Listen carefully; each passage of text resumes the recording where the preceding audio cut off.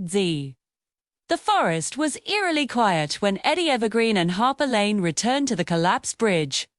It was early, the air still crisp with morning dew. The only sound was the wind whispering through the splintered wood and twisted metal. Approves. The collapsed bridge, ready to see what the compass would show this time. Harper stayed at his side, her tablet in hand, prepared to capture every detail. She was the brains of this operation, while Eddie had the one thing that made it all possible. He lifted the compass. It wasn't just any compass. It was his grandfather's, and it glowed with a soft, ethereal light. As he aimed it at the ruined bridge, the air began to warp and shimmer like a mirage on a scorching day. Slowly, a ghostly image flickered into existence above the chasm. It sharpened, solidified, and suddenly, they were watching a memory unfold. Here was his grandfather, crossing the bridge, looking just as Eddie remembered him. He was holding a map case, and another park ranger stood beside him, pointing nervously into the dense woods. The scene was so real, so vivid.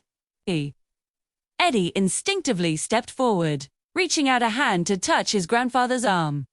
But his fingers passed right through the projection, meeting only empty, shimmering air.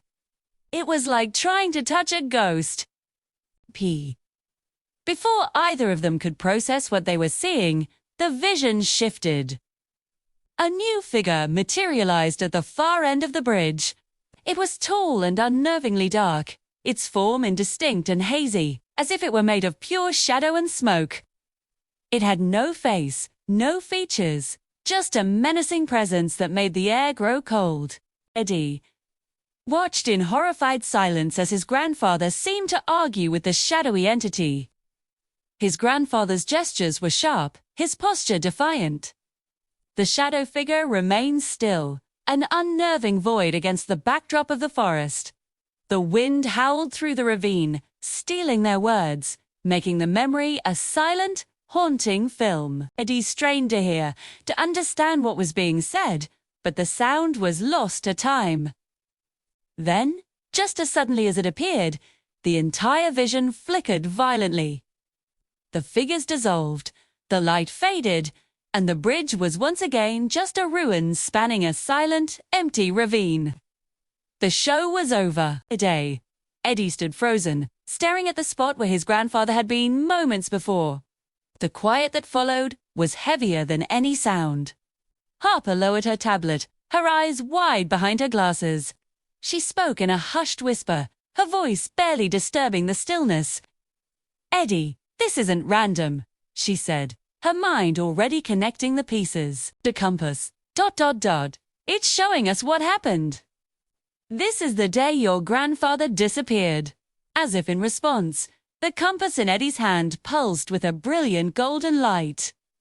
The needle, which had been still, spun wildly for a moment before locking into place. It wasn't pointing north or south or across the chasm. It's pointing straight down toward a narrow, winding trail that descended into the shadowy depths of the ravine. Eddie looked from the compass to Harper. Her expression mirrored his own, a mixture of fear and unshakable resolve. They didn't need to say a word. They both knew what this meant. What happened on the bridge was just the beginning of the story. The next chapter, the next clue to finding his grandfather, was waiting for them down in the darkness below. And they were going to find it. Thanks so much for watching this part of the story. If you're as hooked as we are and want to see where the trail leads Eddie and Harper, make sure you hit that subscribe button and turn on notifications. You won't want to miss what happens next. See you in the next video.